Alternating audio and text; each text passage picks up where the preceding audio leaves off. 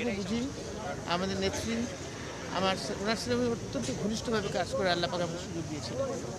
সেই সুযোগের মধ্যে ওনাকে দেখেছি ওনার দেশপ্রেম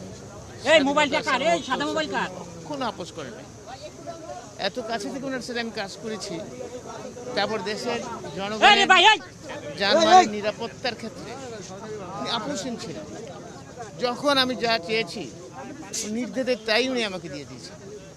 আমি বলছি যেটা করার জন্য আপনারা দেখেছেন যে র্যাব গঠনের ব্যাপারে, এবং র্যাবকে কিন্তু তখন রাজনৈতিকভাবে একদিনের জন্য 1 ঘন্টার জন্য আমরা ব্যবহার করি। 1 ঘন্টার জন্য আমরা ব্যবহার করি, কেউ বলতে পারবেন না, আপনারা প্রমাণ দেখাতে পারবেন। এবং উনি সেই সুযোগটা দিয়েছেন। সেখানে যদি বিএনপির কোনো নেতা থাকতো সেখানে উনি সেই নেত্রী ছিলেন আমাদের বেগম খালেদা জিয়া। স্বাধীনতা সার্বভৌমত্বের ক্ষেত্রে আর অনেক ঘটনা আমার ভিতরে আছে, যেটা আমি দেখি আমার অনুভূতি। সেই দেশটা আমি আর উনার ছেলে আমাদের বর্তমানে একজন চেয়ারম্যান, উনার মধ্যে আমি দেখেছি সেই একই জিনিস। মোবাইলটা ঢুকে গেছে কে? ওনার মানে সহধর্মিনী বেগম খালেদা জিয়া এবং ওনার ছেলে। আপনারা দোয়া করবেন আমার নেত্রীর জন্য, আল্লাহ যাতে ওনাকে জান্নাতবাসী করে।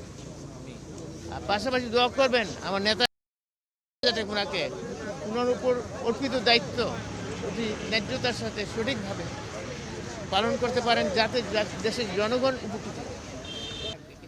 ইনশাল্লাহ থাকবে। এবং আপনারা বুঝতে হবে, আমরা কিন্তু প্রথমে প্রয়াত রাষ্ট্রপতি জিয়াউর রহমান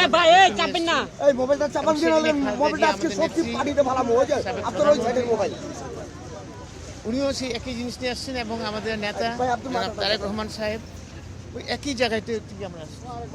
সেখানে কোনো পরিবর্তন হওয়ার কোনো আশঙ্কা তো নাই। আমাদের মুখ্য লক্ষ্য হচ্ছে আমার নেতা বলছেন প্ল্যানের মধ্যে দুটো অংশ ইতিমধ্যেই বলেছেন। একটা হচ্ছে দেশের মধ্যে আইন শৃঙ্খলা পরিস্থিতি উন্নয়ন করা, দুর্নীতি নিরসন করা। এই দুটো কিন্তু উনি অলরেডি জাতির সামনে নিজেকে প্লেজ করেছেন।